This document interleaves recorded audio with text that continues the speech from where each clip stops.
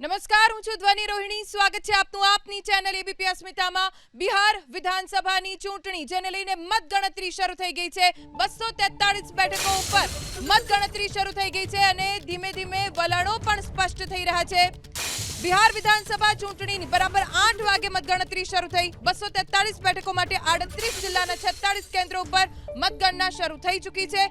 NDA 50, મહાગઠબંધન 27 બેઠક પર, અન્ય 5 બેઠક ઉપર આગળ છે. અલીનગરથી મૈથિલી ઠાકુર આગળ છે, તેજસ્વી યાદવ રાઘોપુરથી આગળ છે. બિહાર વિધાનસભાની ચૂંટણીને લઈને સૌથી પહેલા પોસ્ટલ બેલેટથી મતગણતરી શરૂ થઈ ગઈ છે. જનસુરાજ 3 બેઠક પર તેના ઉમેદવાર આગળ છે. અલીનગરથી મૈથિલી ઠાકુર યાદવ આગળ ચાલી રહ્યા છે. છપરાથી ખેસારી લાલ યાદવ આગળ ચાલી રહ્યા છે. સમ્રાટ ચૌધરી તારાપુર બેઠક ઉપરથી આગળ છે. તેજસ્વી યાદવ રાઘોપુરથી આગળ છે.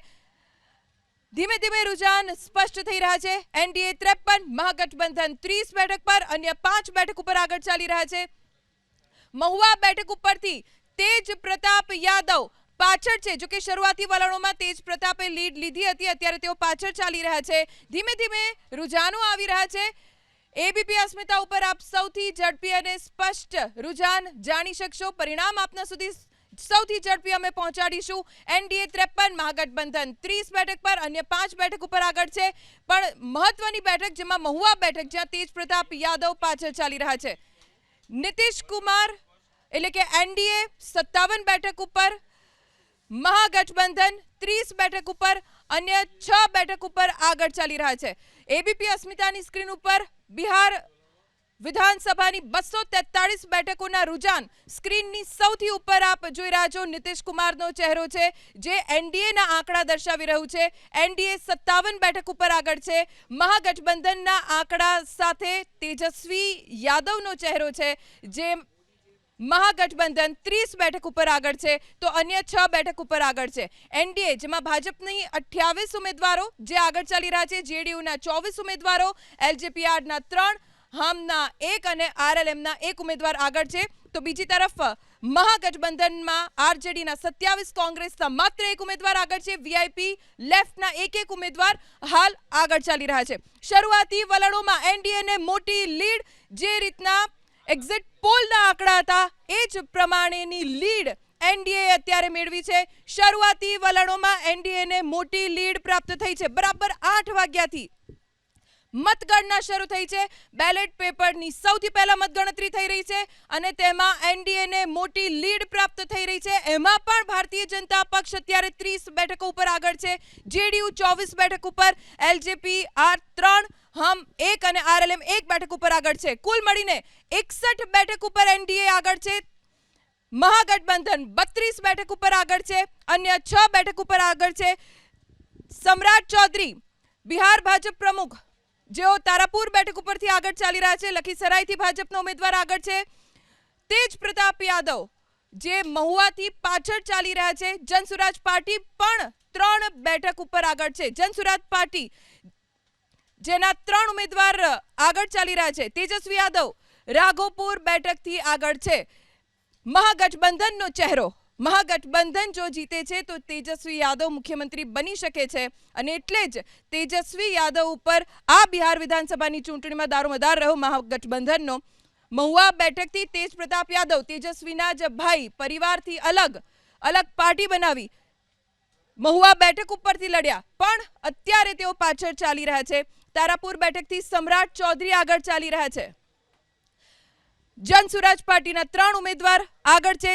ચનપટિયાથી જનસુરાજ પાર્ટીના ઉમેદવાર આગળ છે. એનડીએના કુલ મળીને 64, મહાગઠબંધનના 32 ઉમેદવારો આગળ ચાલી રહ્યા છે અને અન્ય 6 બેઠક સહરસા, જમુઈ, દાનાપુર બેઠક ઉપર ભાજપ આગળ, બતનાહા, જાલે, બેગુસરાય, સિવાન બેઠક ઉપર ભાજપ આગળ, ગયા, બિસ્કી, મોહદ્દીનનગર, બક્સરથી ભારતીય જનતા પાર્ટીના ઉમેદવાર અત્યારે આગળ છે. લખીસરાય ભાજપના વિજય સિન્હા આગળ ચાલી રહ્યા છે. તેજસ્વી યાદવ રાઘોપુર બેઠક ઉપરથી આગળ છે. મહુવા બેઠકથી તેજ પ્રતાપ યાદવ પાછળ છે. તારાપુર, બઘા, બદનાથ આ તમામ એ બેઠકો, અગિયાવ, વારસલીગંજ, બેનીપટ્ટી જ્યાં ભાજપ આગળ છે. રઘુનાથપુર, ચકાઈ આરજેડીના ઉમેદવાર આગળ. પટના સાહિબ, પીરપૈંતી, બાયસી, બછવાડા ભારતીય જનતા પાર્ટીના ઉમેદવાર આગળ. ચનપટિયાથી જનસુરાજ પાર્ટીના ઉમેદવાર હાલ આગળ ચાલી રહ્યા છે. રૂઝાનો અત્યારે આવી રહ્યા છે. શરૂઆતી રૂઝાનો છે. વલણોમાં અત્યારે બેલેટ પેપરની ગણતરીના વલણ સ્પષ્ટ થઈ રહ્યા છે. 70 બેઠકો ઉપર એનડીએના ઉમેદવાર આગળ છે. 35 બેઠકો ઉપર મહાગઠબંધનના ઉમેદવાર આગળ છે અને અન્ય 6 બેઠકો ઉપર આગળ ચાલી રહ્યા છે. અત્યારે બેલેટ પેપરના રૂઝાનો સ્પષ્ટ થઈ રહ્યા છે. ધીમે ધીમે ઈવીએમ ખુલશે અને ત્યારે પણ કોણ કોણ આગળ રહેશે તે સ્પષ્ટ જાણકારી આપની ચેનલ એબીપી અસ્મિતા આપને પહોંચાડતું રહેશે. પણ સૌ કોઈની નજર છે બિહાર વિધાનસભાની ચૂંટણી ઉપર, કેમ કે એનડીએને એક્ઝિટ પોલમાં પણ સ્પષ્ટ બહુમત મળ્યું છે. શું પરિણામો પણ એવા જ રહેશે? અહીંયા એક્ઝિટ પોલના પરિણામો અને હાલ જે ખરા પરિણામો છે આજે મતગણતરીના તે કેટલા સાચા રહેશે એ આજે ખબર પડી જશે. કોની બહાર ખીલશે બિહારમાં આજે સ્પષ્ટ થઈ જશે. લગભગ બપોર સુધીમાં ચિત્ર સ્પષ્ટ થઈ જશે કે બિહારમાં સરકાર કોની બનશે. જો કે શરૂઆતી વલણોમાં લગભગ ડબલ બેઠક મહાગઠબંધનથી આગળ છે એનડીએ અને હવે 75 બેઠક ઉપર એનડીએ આગળ છે. એનડીએના 75 ઉમેદવારો, જેમાં બીજેપી, જેડીયુ, એલજેપી-આર સહિતના એનડીએના સાથી પક્ષોના ઉમેદવારોનો સમાવેશ થાય છે. મહાગઠબંધનના 38 ઉમેદવારો આગળ ચાલી રહ્યા છે અને અન્યના 6 ઉમેદવાર આગળ ચાલી રહ્યા છે. સૌથી ઝડપી પરિણામો આપના સુધી એબીપી અસ્મિતા પહોંચાડશે. ચટપટિયાથી જનસુરાજ પાર્ટીના ઉમેદવાર આગળ છે. ગયા બિસ્કેથી ભારતીય જનતા પક્ષના ઉમેદવાર આગળ છે. 43 ઉમેદવાર ભાજપના જે અત્યારે શરૂઆતી વલણોમાં આગળ છે. જેડીયુના 27 ઉમેદવારો આગળ છે. તેજસ્વી યાદવ રાઘોપુર બેઠકથી આગળ છે. એલજેપી-આરના 3, હમ અને આરએલએમના 1 ઉમેદવાર આગળ છે. તો મહાગઠબંધનની વાત કરીએ, આરજેડી 36 ઉમેદવારો આરજેડીના આગળ છે. નીતિશ સરકારના 10થી પણ વધુ મંત્રીઓ અત્યારે શરૂઆતી વલણોમાં આગળ છે. નીતિશ સરકારના 10થી વધુ મંત્રીઓ અત્યારે આગળ છે. એનડીએની 75 બેઠકો ઉપર ઉમેદવાર આગળ છે. મહુવા બેઠકથી તેજ પ્રતાપ યાદવ શરૂઆતી વલણોમાં તો આગળ હતા, પરંતુ હવે પાછળ ચાલી રહ્યા છે. અત્યારે આ શરૂઆતી વલણો છે. લખીસરાયથી ભાજપના વિજય સિન્હા આગળ છે. 75 ઉમેદવારો એનડીએના અત્યારે શરૂઆતી વલણોમાં આગળ છે. ભોજપુરની 7 બેઠકો છે. જો કે અહીંયા હજી વલણો આવવાના બાકી છે. લખીસરાયથી ભાજપના વિજય સિન્હા, પટના સાહિબથી પણ ભારતીય જનતા પક્ષના ઉમેદવાર આગળ છે. તેજસ્વી યાદવ રાઘોપુરથી આગળ છે અને સતત તેમણે લીડ મેળવી રાખી છે. તારાપુર, બઘા, બદનાથ, અગિયાવ, બારસીલીગંજ, બેનીપટ્ટી જ્યાં ભાજપનો ઉમેદવાર આગળ છે. રઘુનાથપુર, ચકાઈ, સિમરી, બખ્તિયારપુર, પટના સાહિબ, પીરપૈંતી, વાયસી, બછવાડા જ્યાં ભાજપના ઉમેદવાર આગળ ચાલી રહ્યા છે. લાલગંજથી શિવાની શુક્લા આગળ. અસ્તાવા, જમાલપુર, મધેપુરા, નિર્મલી, મોકામા જેડીયુના ઉમેદવાર આગળ. સુપોલથી પણ જેડીયુના ઉમેદવાર આગળ ચાલી રહ્યા છે. 76 બેઠકો ઉપર એનડીએના ઉમેદવારોએ લીડ મેળવી છે. 45 બેઠકો ઉપર મહાગઠબંધનના ઉમેદવારોએ લીડ મેળવી છે. અન્ય 5 પક્ષોના ઉમેદવારો કે જેમણે લીડ મેળવી છે. નીતિશ સરકારના 10થી વધુ મંત્રીઓ આગળ છે. લખીસરાયથી વિજય સિન્હા ભારતીય જનતા પાર્ટીના ઉમેદવાર જેઓ આગળ ચાલી રહ્યા છે. બિહાર વિધાનસભાની ચૂંટણીમાં શું રહેશે ચિત્ર? કોણ જીતશે બિહાર વિધાનસભાની ચૂંટણી? એક્ઝિટ પોલના આંકડા સ્પષ્ટ રીતે 10માંથી 9 એક્ઝિટ પોલ એવા હતા કે જેઓ કહી રહ્યા હતા કે બિહારમાં બનશે એનડીએની સરકાર.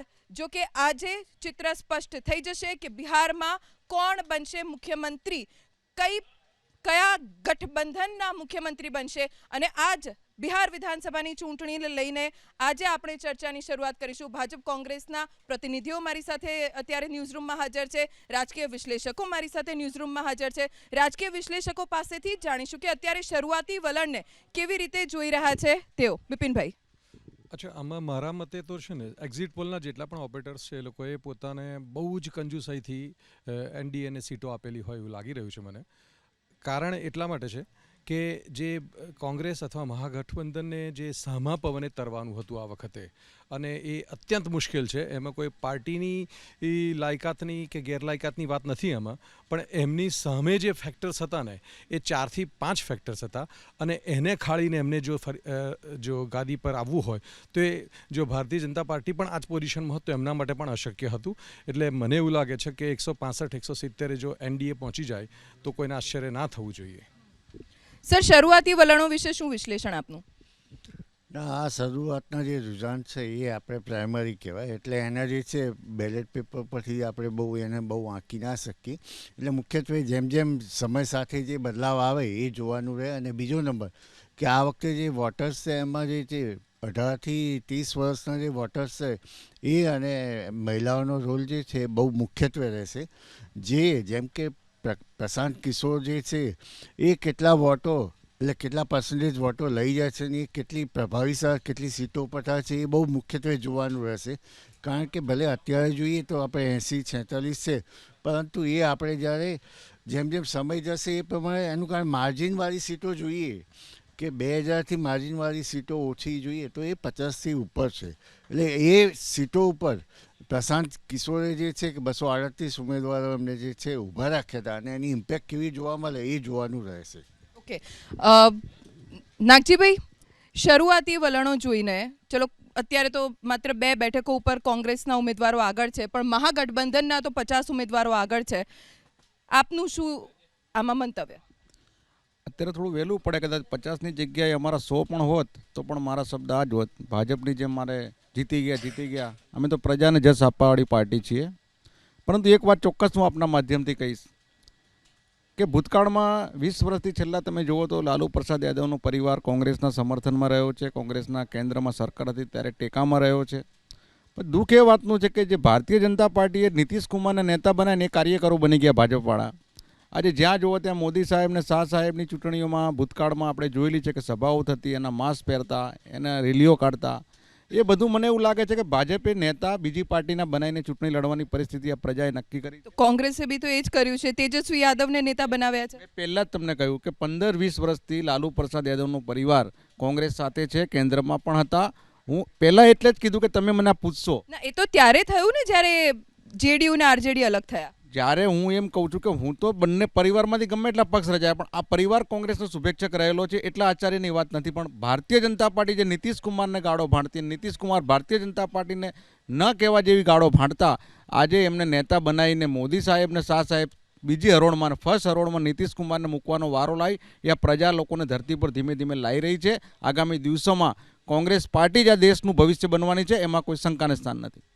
શ્રદ્ધાબેન, 10માંથી લગભગ 9 એક્ઝિટ પોલ એવા હતા કે જે એમ કહી રહ્યા હતા કે એનડીએની સરકાર બિહારમાં બનશે. શું એવું જ પરિણામ પણ આવવાની તમને આશા છે?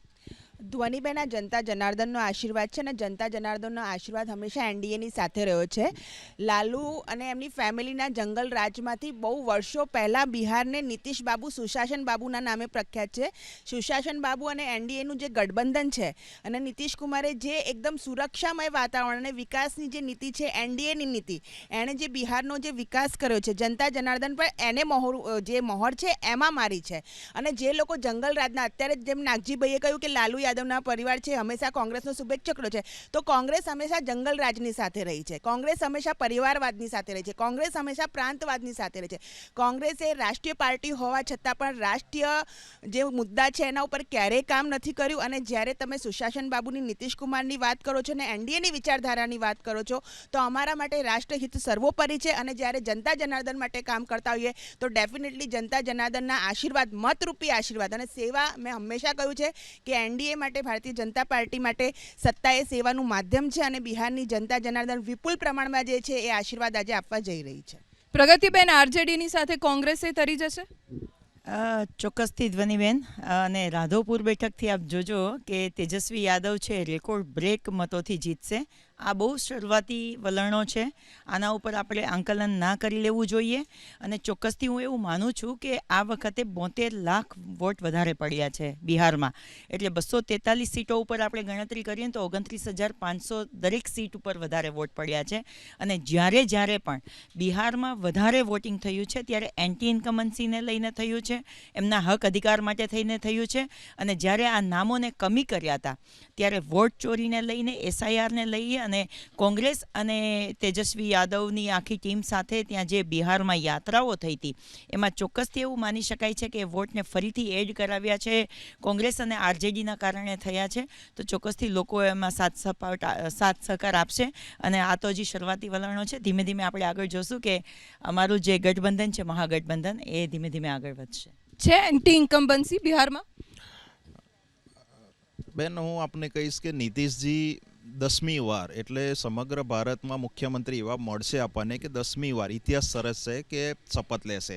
અને કોંગ્રેસે જે રીતે ત્યાં કટ્ટા કરપ્શન અને કુશાસનને જે મહત્ત્વ આપ્યું હતું કે અને એવી જ પાર્ટીને મહત્ત્વ આપ્યું કે જે કરપ્શનમાં છે, જે વર્ડિક્ટ થયેલો છે, ઘાસચારો 1000 કરોડનો હોય કે ઘણા બધા એવા છે. અને નરેન્દ્રભાઈ અને નીતિશજીની ડબલ એન્જિનની સરકારે ત્યાં જે રીતે મહિલાઓના ઉત્થાન માટે ત્યાંના ઇન્ફ્રાસ્ટ્રક્ચર, ત્યાંના આરોગ્ય, શિક્ષણ એ માટે બિહારની જનતાએ આવકાર્યા છે. અને ગઈ વખતે 2020માં 125 સીટો આવી હતી એનડીએ ગઠબંધન.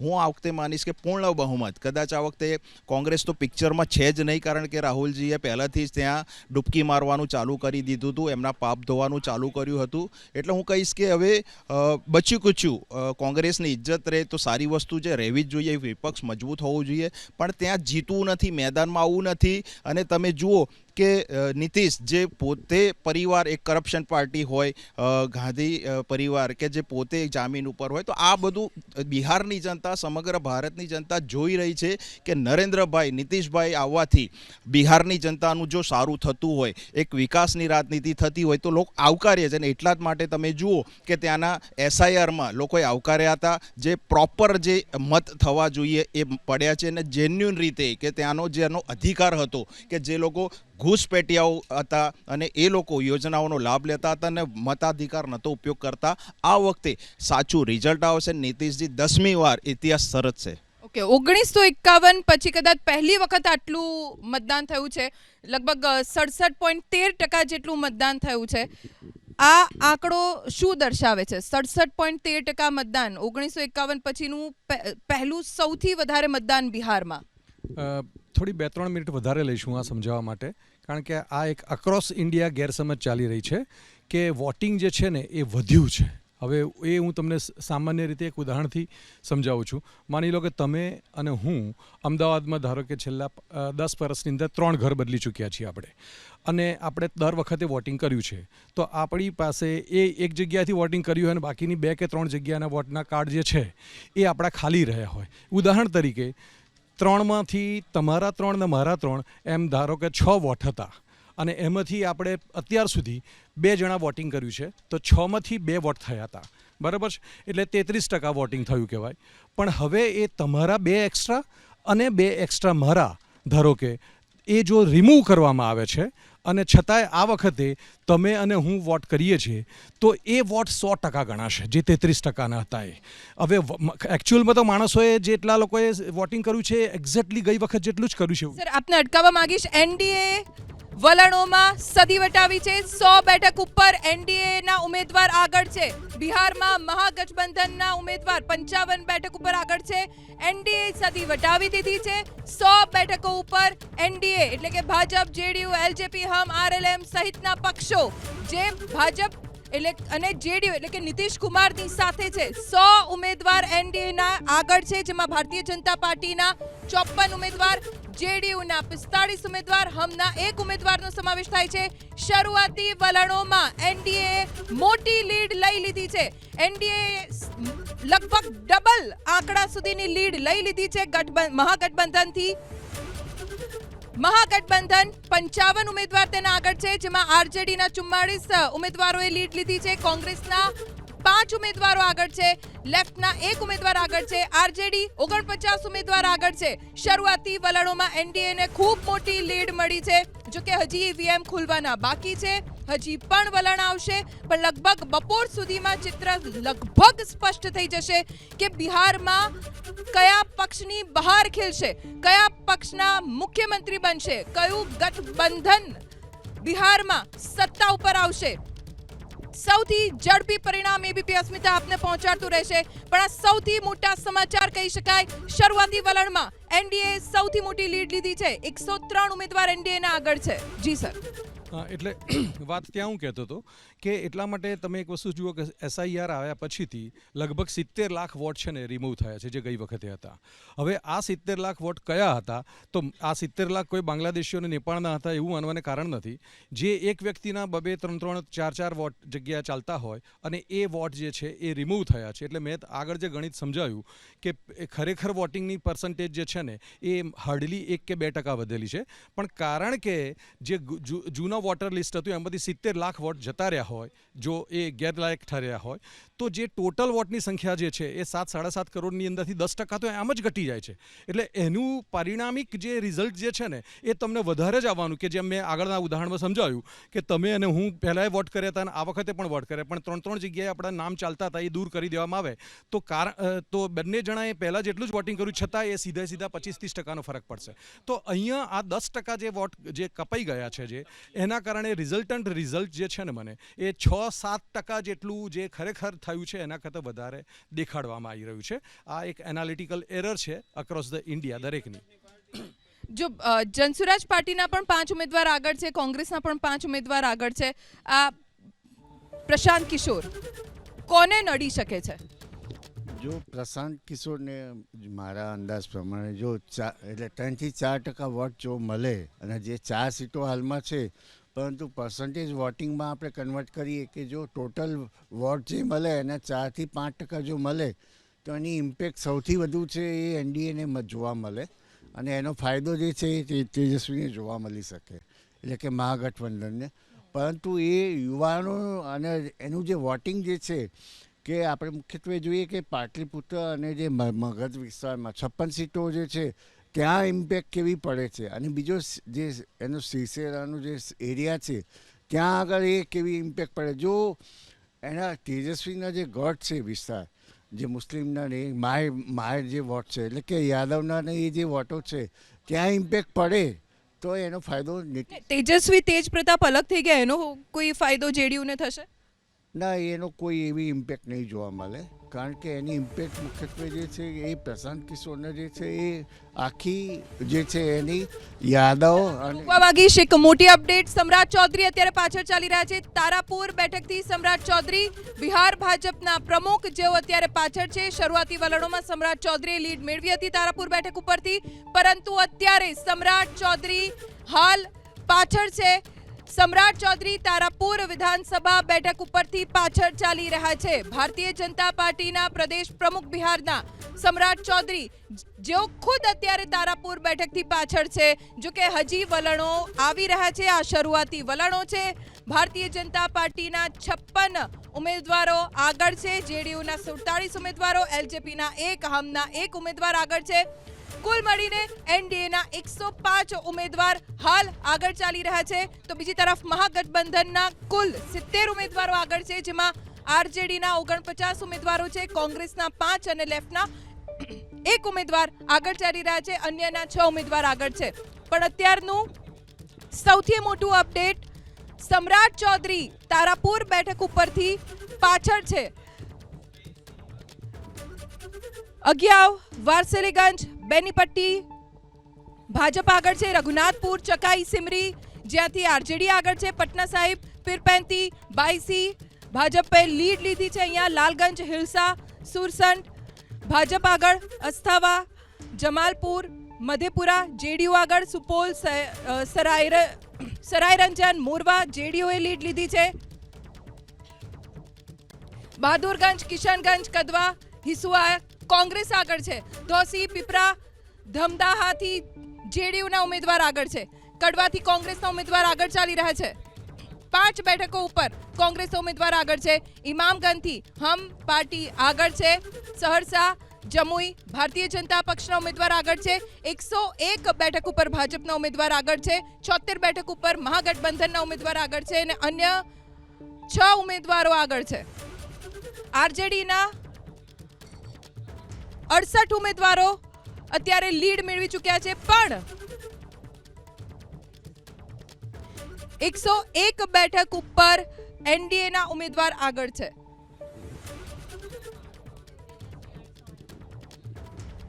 અને મહાગઠબંધનના 80 ઉમેદવાર આગળ છે. અત્યારે જે શરૂઆતી વલણ છે એમાં તફાવત ઘટ્યો હોય તેવું સ્પષ્ટ લાગી રહ્યું છે.